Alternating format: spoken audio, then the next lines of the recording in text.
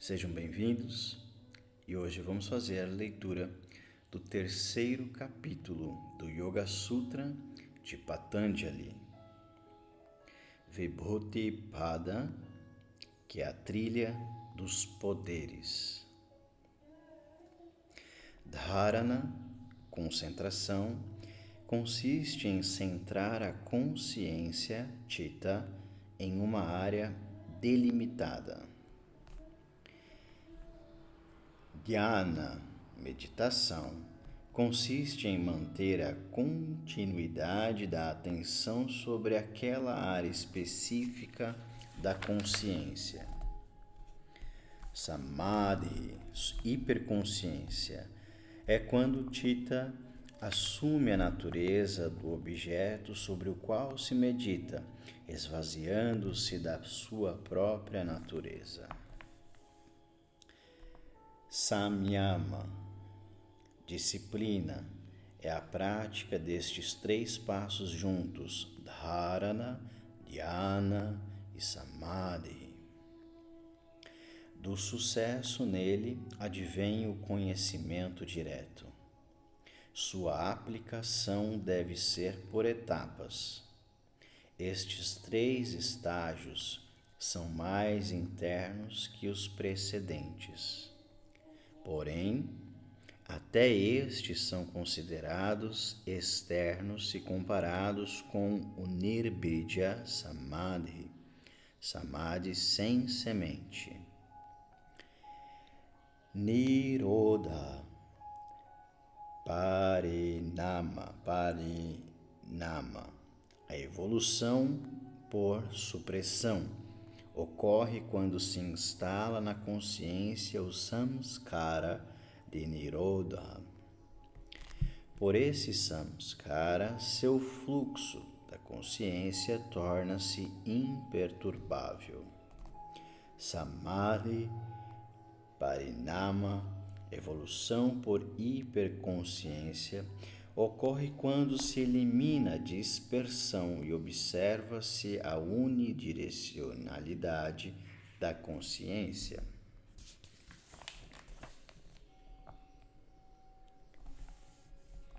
Chittas Yakagrata Parinama, evolução por unidirecionalidade da consciência, ocorre quando os impulsos cognitivos opostos, passivos e ativos, são neutralizados. Da mesma forma, pode ser compreendida a evolução dos elementos corporais, bhuta, e dos sentidos, indriya, que ocorre em função das suas propriedades, do tempo e das condições. Contudo, o substrato permanece invariável entre o passivo e o ativo. A sucessão de mudanças é o que produz a evolução.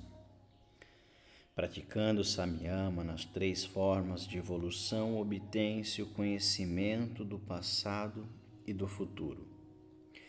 O som, seu significado e a ideia correspondente confundem-se devido à superposição. Praticando-se Samyama sobre o som produzido por qualquer ser, obtém-se o conhecimento da sua distinção. Pela percepção direta dos sanskaras, conquistam-se os conhecimentos inerentes à sua herança cultural. Por esse meio, conhecem-se os pensamentos da outra pessoa.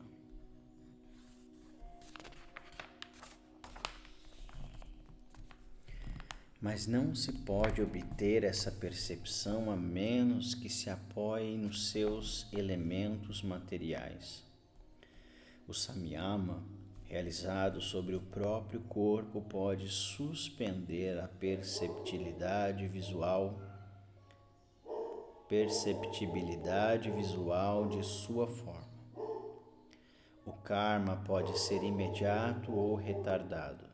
Praticando o Samyama sobre ele, pode-se prever o curso das ações e até mesmo conhecer o momento da morte. Efetuando Samyama, por exemplo, sobre a amizade e outras virtudes, adquirem-se essas respectivas qualidades. Praticando Samyama sobre a força do elefante ou outro animal, obtém-se o seu poder.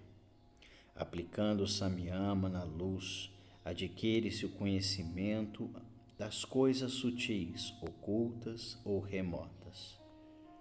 Efetuando Samyama sobre o sol, adquire-se o conhecimento do universo. Praticando Samyama sobre a lua, obtém-se o conhecimento dos corpos celestes. Aplicando Samyama sobre a estrela polar, adquire-se o conhecimento dos movimentos das estrelas. Efetuando Samyama sobre o círculo do umbigo, obtém-se o conhecimento da constituição estrutural e funcional do corpo. Praticando Samyama sobre a cavidade da garganta, consegue-se a cessação da fome e da sede. Aplicando Samyama sobre a Kurma Nadi, canal Kurma, consegue-se a estabilidade do corpo. Mediante Samyama sobre a luz que envolve a cabeça, adquire-se visão paranormal. Mediante Samyama sobre a intuição, consegue-se todo tipo de conhecimento. Praticando Samyama sobre o coração, obtém-se o conhecimento de Chitta. A falta de discriminação entre Sattva e Purusha leva a confundi-los, conquanto sejam inteiramente distintos um do outro. Aplicando Samyama sobre esta distinção, alcança-se o conhecimento de Purusha.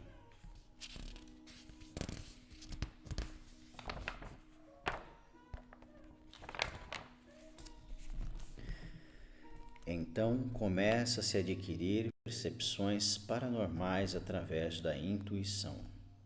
Esses poderes são obstáculos para alcançar o Samadhi, embora sejam perfeições no conceito profano.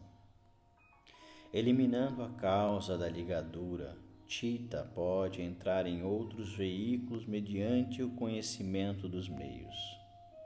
Mediante o controle da bioenergia denominada Udana, consegue-se deslocar com leveza sobre as águas, sobre os pântanos, sobre os espinhos.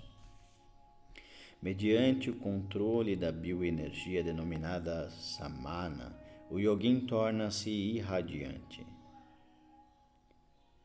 Praticando Samyama na relação entre o Akasha e a audição, desenvolve-se a audição paranormal. Efetuando Samyama na relação entre o Akasha e o corpo, identificando-se com coisas que tenham a leveza do algodão, adquire-se a habilidade de deslocar-se pelo espaço. Efetuando Samyama sobre o Mahavideha, o Siddhi, ou poder denominado grande incorpóreo, eliminam-se os impedimentos à projeção da luz.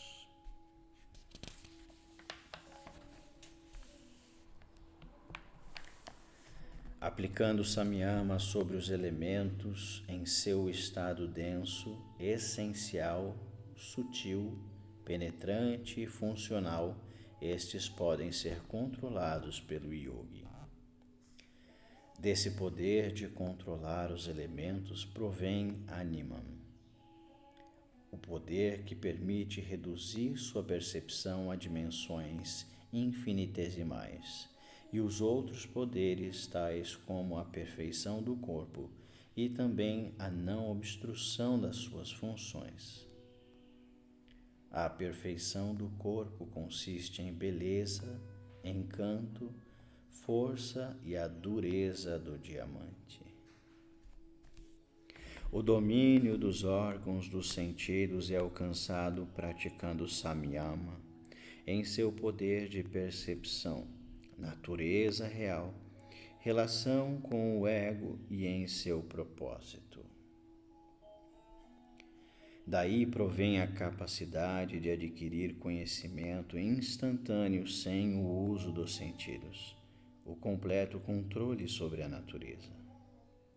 Mediante a compreensão da distinção entre Sattva e Purusha, obtém-se a onipotência e a onisciência.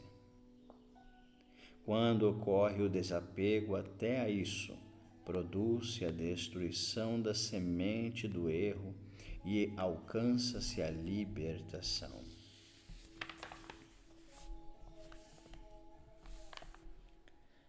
O yogi não deve tornar-se orgulhoso pelo tratamento lisonjeiro que lhe devotarem, pois daí poderá advir uma recaída no indesejável. Efetuando samyama, sobre o momento presente e sua sucessão, obtém-se o conhecimento discernente. Então percebe-se a distinção entre coisas similares, ainda quando essa diferença não possa ser notada por classe, características ou posição no espaço. O conhecimento nascido do discernimento é libertador e abrange simultaneamente todos os objetos em todas as suas variedades. Finalizamos aqui o capítulo 3 do Yoga Sutra de Patanjali. Namastê.